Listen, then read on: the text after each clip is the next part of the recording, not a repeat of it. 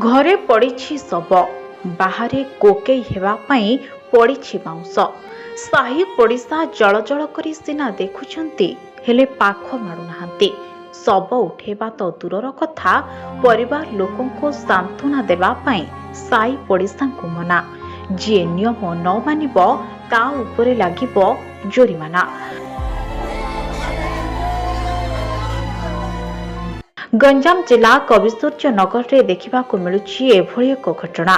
ए बोरिडा ग्राम रे पद्मनाभ साहू निज परिवार सह रहुतबा बेले आज को 8 वर्ष तले कौनसी कारणरो तांको परिवार को सामाजिक बासंद करा जायतिला।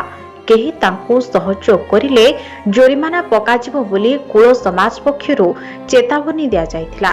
गतकाली सकाळ समय रे पद्मनाभ साहू मृत्युवरण करितबा बेले मानविकता दृष्टिरु सबको कांध देबा और अंतिम सत्कार रे ग्रामवासी सामिल हेबा कथा, किंतु समाजर जोरिमाना और कार्यानुष्ठान भयरे बहु समय पर्यंत कोकेई ग्राम रे पड़ी रहितबा बेले ग्रामवासी पाखकु आसी नथिले कि गणेश पूजा मूर्ति विसर्जन किबा ग्राम रे कोनोसी देव कार्य मध्य करि नथिले।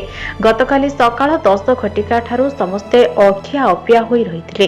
शेषरे स्थानीय पुलिस और प्रशासन पदाधिकारी पहुंची लोक मानको बुझासुझा करबा परे राति 9टारे शव सत्कार पाई निया जायतिला।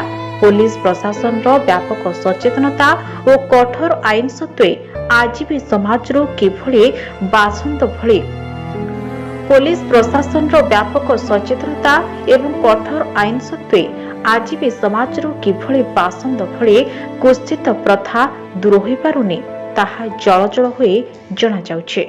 गंजामरो सरस्वती सतपथी को रिपोर्ट, नृसिंह न्यूज।